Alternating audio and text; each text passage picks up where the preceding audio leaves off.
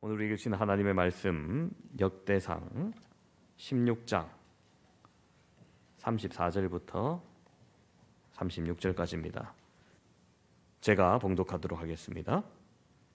여호와께 감사하라. 그는 선하시며 그의 인자하심이 영원함이로다. 너희는 이르기를 우리 구원의 하나님이여 우리를 구원하여 만국 가운데서 건져내시고 모사 우리로 주의 거룩한 이름을 감사하며 주의 영광을 드높이게 하소서 할지어다.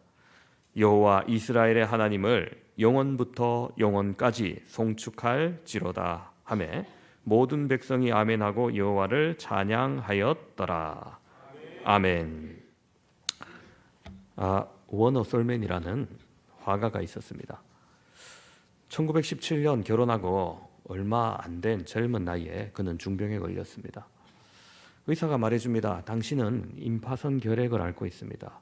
앞으로 3개월 정도밖에 살지 못할 겁니다. 그의 부인은 유명한 가수였고 임신 중이었습니다. 아내를 생각하니 미안하고 또 앞으로 태어날 아이를 생각하니 아버지 없이 자랄 그 생각을 너무 암담합니다. 몹시 괴로워하고 있을 때 사랑하는 아내가 그를 위로합니다.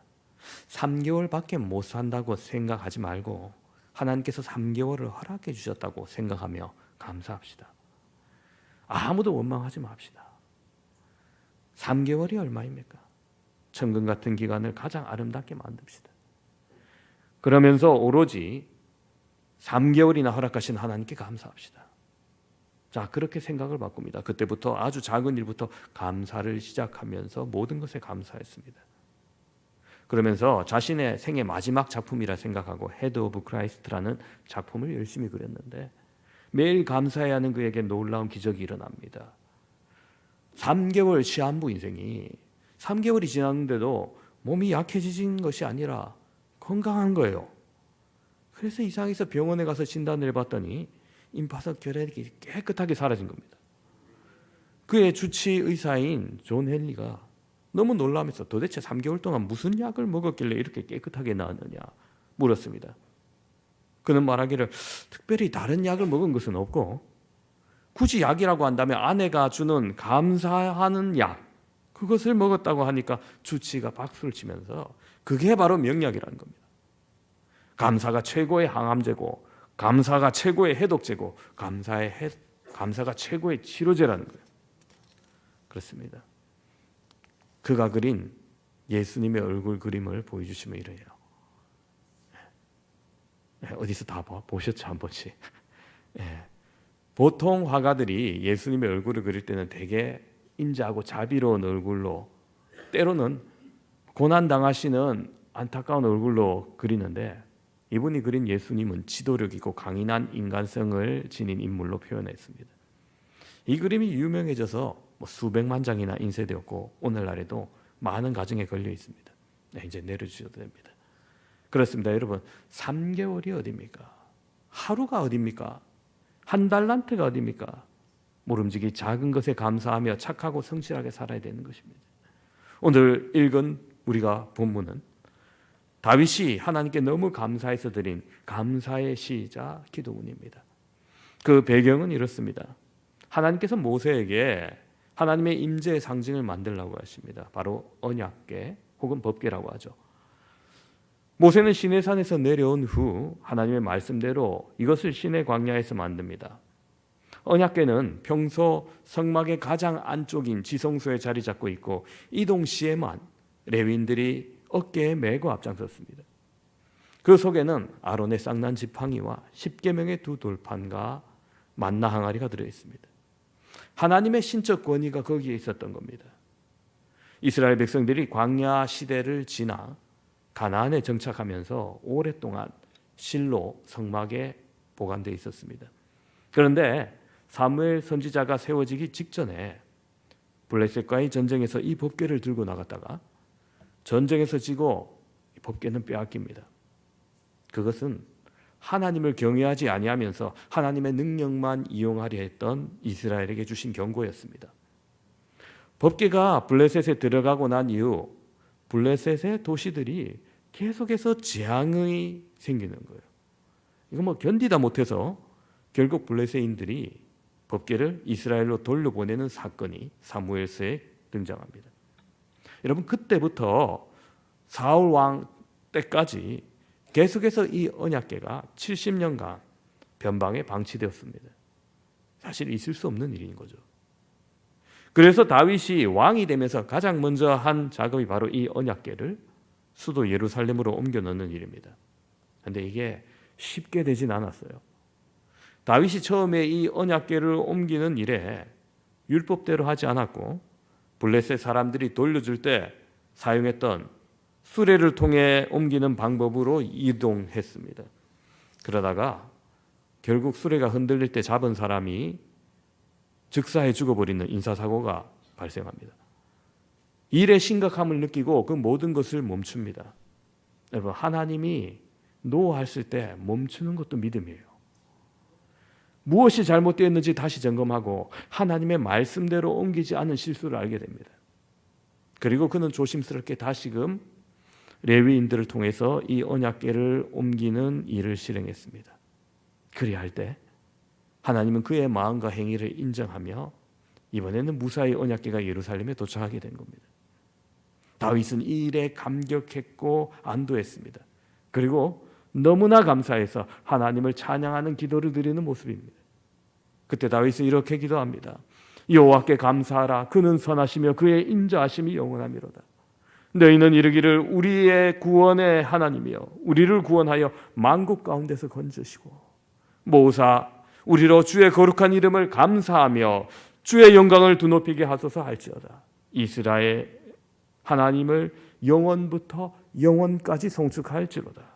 아멘. 그렇습니다. 놀라운 찬양이요 고백입니다. 이런 영감이 어디서 나올까요? 이것은 바로 체험에서 나온 신앙입니다. 다윗의 인생을 살펴보면 참 기막힌 반전의 연속이었습니다. 어렸을 때는 베들레헴 목동으로 초라하게 살았습니다.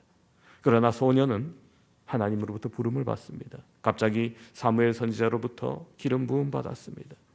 그 후 전쟁에 나가 있는 형에게 음식을 전달하러 갔다가 골리앗이 하나님과 이스라엘을 모독하는 소리를 듣고 의분이 일어납니다. 아무도 싸우려 하지 않았던 골리앗을 향해 겨우 17살의 나이, 지금으로는 따지면 고등학생이 자신이 나가 싸우겠다고 나섭니다. 그리고 아무도 기대하지 않았던 골리앗과의 싸움에서 이깁니다. 이때부터 다윗의 인생이 판이하게 바뀌기 시작합니다. 사랑의 사이가 됩니다. 장군이 됩니다. 승승장구합니다. 그렇게 계속될 줄 알았는데 사람들이 사울 왕보다 다윗을 더욱더 좋아하자 시기가 일어난 사울 왕이 다윗을 죽이려 합니다. 계속된 사울의 암살 시도에 다윗은 그때부터 모든 것을 다 버리고 도망자 신세가 됩니다. 아내도 지위도 명성도 모든 과거의 것이 되어 광야를 헤매는 도망자 신세가 됩니다. 계속된 사울과 군대의 추억에도 하나님은 그때마다 건져주시고 구원해 주십니다. 그리고 마침내 다윗이 이스라엘 왕이 되게 하셨습니다. 다윗은 지난 날을 생각할 때마다 참 기적 같은 인생을 살아왔다고 생각되었을 겁니다. 그래서 오늘 하나님의 언약궤를 예루살렘에 안치시켜 놓고 이 감격의 감사 기도를 드리는 겁니다. 여러분, 감사하는 마음은 아무나 갖는 거 아니에요. 진정한 감사는 다음과 같은 사람에게 주어집니다.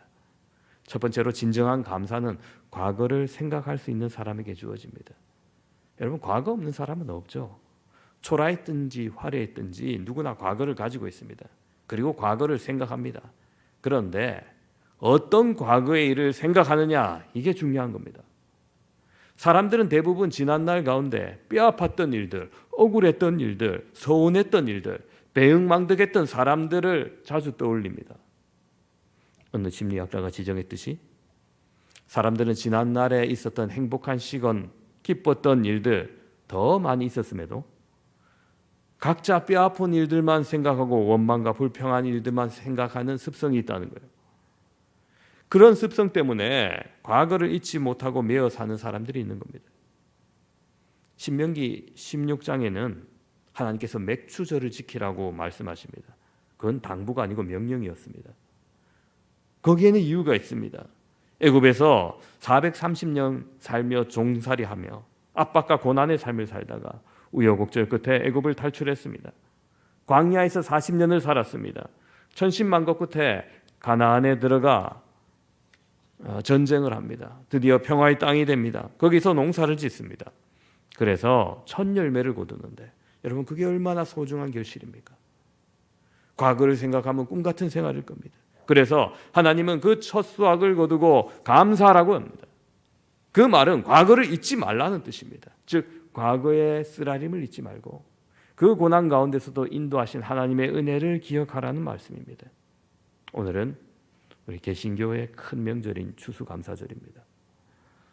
영국의 청교도들이 국가의 조직적인 박해 속에서도 신앙의 자유를 찾아 당시 정말 미개척지였던 신대륙으로 떠납니다. 아무것도 없는 그곳에 겨울을 나고 봄에 뿌린 씨앗이 아직 추수되지 아니할 때 여러분 식량이 얼마나 부족했던지 굶어 죽는 사람도 많았다고 합니다. 그리고 그렇게 기다리던 첫 수확 때 그 기쁨과 감격을 잊지 않기 위해서 현대교회에서 추수감사절기를 지키게 됩니다. 여러분 이것도 구약의 절기와 다 연결이 돼요. 구약의 3대 절기 유월절, 맥추절, 초막절이죠. 유월절은 우리가 유월절 어린 양으로 돌아가신 예수님께서 부활하신 부활절로 지킵니다. 맥추절, 초실절이라고도 하죠. 그것은 우리가 여름에 지키는 맥추감사주일로 지킵니다. 초막절은 가을 농작물을 거두는 시기에 추수감사에 대한 의미도 담고 있는 절기인데 이것을 바로 우리가 추수감사절로 지키는 겁니다. 다윗은 과거를 생각하면은 괴롭고 힘든 순간도 많았지만 불평할 때보다는 그때마다 지켜주시고 인도해 주신 하나님의 은혜를 먼저 떠올렸던 겁니다. 그 모든 사건이 우연이 아닌 하나님이 지켜주셨다는 믿음이 있었던 거예요. 그래서 지나온 생 순간순간마다 하나님이 함께 하셨던 감사의 기억들을 떠올립니다. 그러니 얼마나 감사했겠습니까? 여러분의 과거를 깊이 생각해 보십시오. 그러면 똑같은 감에 젖을 수 있습니다. 그래서 감사는 지난 날을 생각하고 하나님의 일하심을 믿는 열매인 겁니다. 두 번째로 진정한 감사는 현재를 생각할 수 있는 사람에게 주어집니다. 현재 우리들이 누릴 수 있는 가장 큰 축복의 삶은 그리스도 안에 있는 삶입니다. 즉 구원의 삶이라는 거예요. 오늘 내가 주 안에 살고 있다. 여러분 이것이 축복입니다. 생각하면 감격할 일입니다. 여러분 이것보다 더 큰 복이 어디 있겠습니까? 신라곤의 저자 밀턴은 말년의 소경으로 살았습니다. 발명왕 에디슨도 귀가 잘 들리지 않았습니다. 그럼에도 그들은 한결같이 감사하면서 살았습니다. 왜냐하면 구원을 받고 보니 장애가 문제가 아니었던 거예요. 그렇게 감사하면서 살아가고 있는 에디슨에게 하나님은 발명왕으로, 밀턴에게는 신라곤으로 보상해 주십니다. 이것이 감사하며 사는 사람에게 주어지는 축복의 상급입니다. 여러분 우리들도 옛날 태어날 때부터 지금까지 그렇게 하나님의 인도하심을 받으며 여기까지 오게 된 겁니다. 다윗이 이 찬송시를 쓸 당시는 한 나라의 왕입니다. 아무리 생각해도 베들레헴 외딴 곳에서 양을 치던 자신이 현재 왕이 된 게 하나님의 은혜가 아니면 설명할 길이 없는 겁니다. 왕자도 아니었고 유력한 집안도 아니었습니다. 위로 형들이 줄줄이 있습니다. 그러나 하나님이 그에게 기름 부으시고 지금 여기까지 인도하신 것을 바라볼 때 어찌 그가 감사하지 않을 수 있었겠습니까? 생각할수록 기적 같은 일이었습니다. 그래서 하나님의 임재의 상징인 법궤를 자신이 사는 예루살렘으로 모시는 그 일이 너무나도 즐겁고 감사했던 거예요. 그는 말하기를 하나님을 영원부터 영원까지 송축할지로다라고 찬양합니다. 그렇습니다. 여러분 오늘 내가 지금 여기 있는 것을 감사하시기 바랍니다. 내가 구원받고 내가 주님의 보호하심 아래 있고 내가 주님과 동행함을 감사합시다.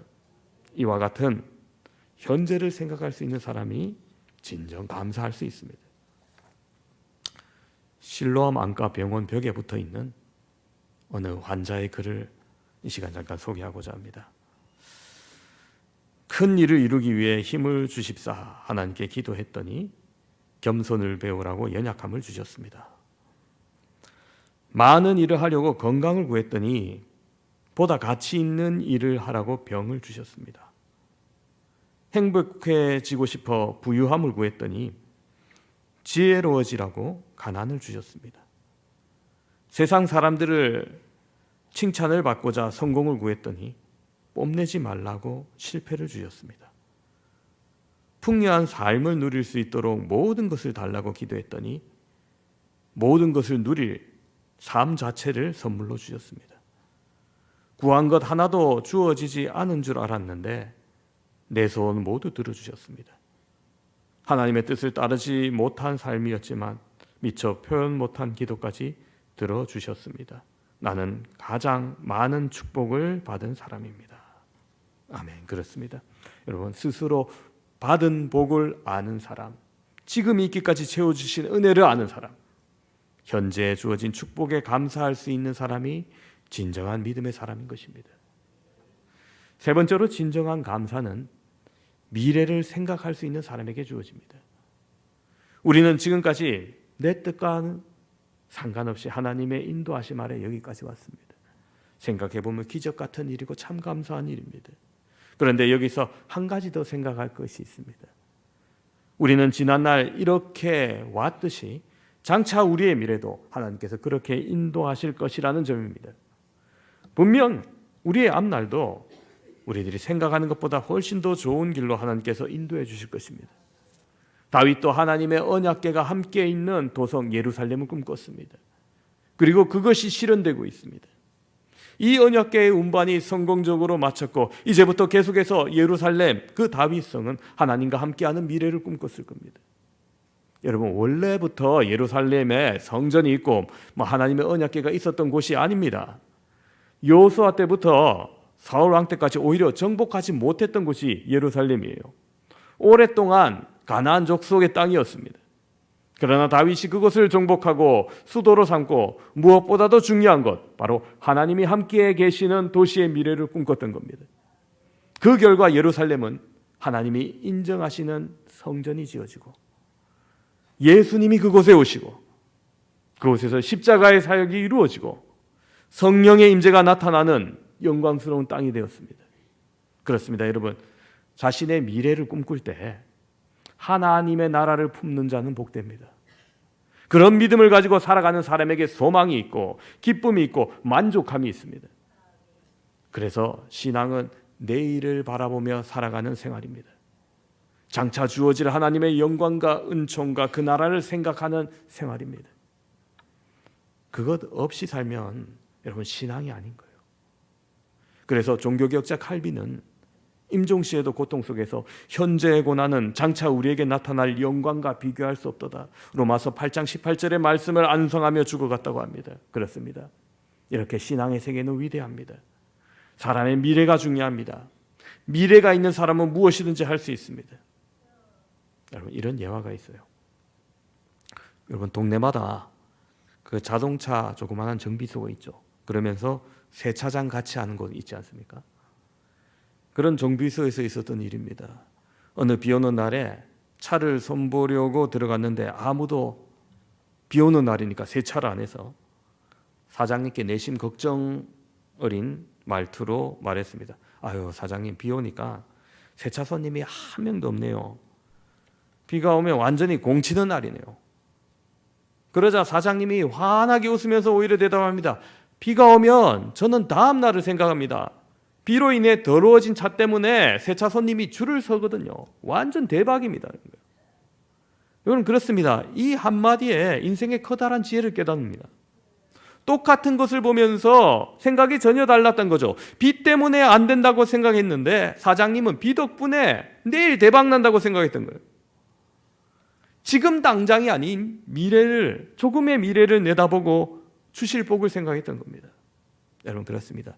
우리는 살면서 인생의 많은 환경 속에서 아유, 누구 때문에 안 됐어, 혹은 이것 때문에 안 됐어, 뭐가 없어서 안 됐어, 부정적으로 생각할 때가 많습니다. 그러나 여러분, 미래를 보며 덕분에 잘 됐어, 덕분에 잘 될 거야, 긍정적으로 생각을 가질 때 우리는 인생이 더욱더 윤택하고 즐거워지는 겁니다.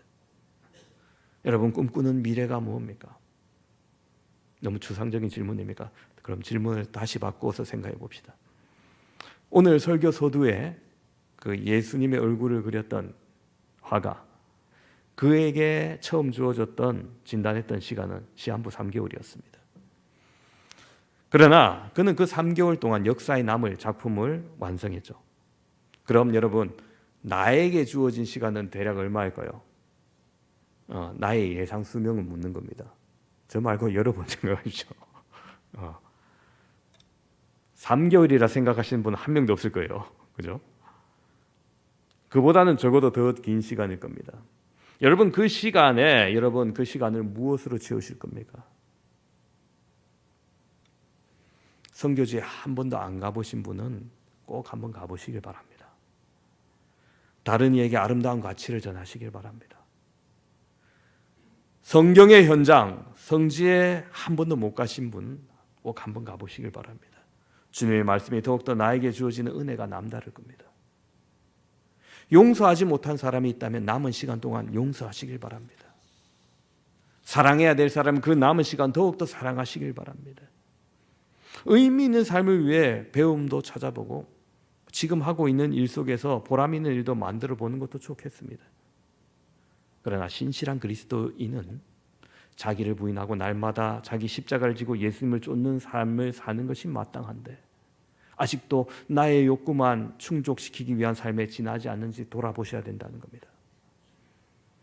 마음을 비우고 참된 나를 성령을 통해 조명받아 반드시 해야 할 일들을 삶 속에서 채우시기를 바랍니다. 그 계획 속에 하나님을 존귀히 여기는 일들을 꼭 넣으시기 바랍니다. 하나님을 존귀히 여기는 자가 하나님으로부터 존귀히 여김 받습니다. 나의 미래 속에 주님의 나라를 그리는 자는 진정 감사할 수 있는 믿음인 겁니다. 오늘 말씀을 정리합니다. 함께 예배드리는 사랑하는 성도 여러분, 오늘 다윗은 진정한 감사와 찬송을 하나님께 돌리고 있습니다. 첫 번째로 진정한 감사는 과거를 생각할 수 있는 사람에게 주어진다 말씀드렸습니다. 다윗은 과거에 주신 은혜를 기억하며 감사하고 있습니다. 여러분, 우리 또한 과거의 아픈 일, 괴로운 일보다 감사의 일을 먼저 떠올리시기를 바랍니다. 두 번째로 진정한 감사는 현재를 생각할 수 있는 사람에게 주어진다 말씀드렸습니다. 다윗은 언약궤가 들어오는 이 현재의 모습에 감격하고 감사합니다. 왕이 된 지금의 자신의 모습 또한 모두 하나님의 은혜임을 기억하고 감사합니다. 우리 또한 내가 구원받고 내가 천국 백성이 되고 내가 주의 보호하심 아래 있음을 감사하길 바랍니다. 세 번째로 진정한 감사는 미래를 생각할 수 있는 사람에게 주어진다 말씀드렸습니다. 다윗은 예루살렘이 하나님의 도성이 되는 것을 꿈꾸었고 그로 인해 예루살렘은 이후 시대 복을 받게 되었습니다. 하나님의 구속 사역이 예루살렘이 중심지가 되었습니다. 바로 미래를 생각하며 하나님의 나라를 꿈꾼 다윗으로 인해 그 은혜가 임하였던 것입니다. 우리 또한 이와 같이 진정한 감사를 할 줄 아는 믿음 되기를 소망합니다. 우리 그리스도인에게 있어서 가장 귀한 열매가 이 믿음의 열매이며 믿음의 열매는 곧 감사의 열매입니다. 올 한 해 부어주신 하나님의 은혜를 감사하고 지금 나를 인도하신 하나님의 은혜를 감사하며 남은 시간 부어주실 하나님의 은총에 감사하는 풍성한 감사의 열매를 맺으시는 저와 여러분 되시기를 주님의 이름으로 축원합니다.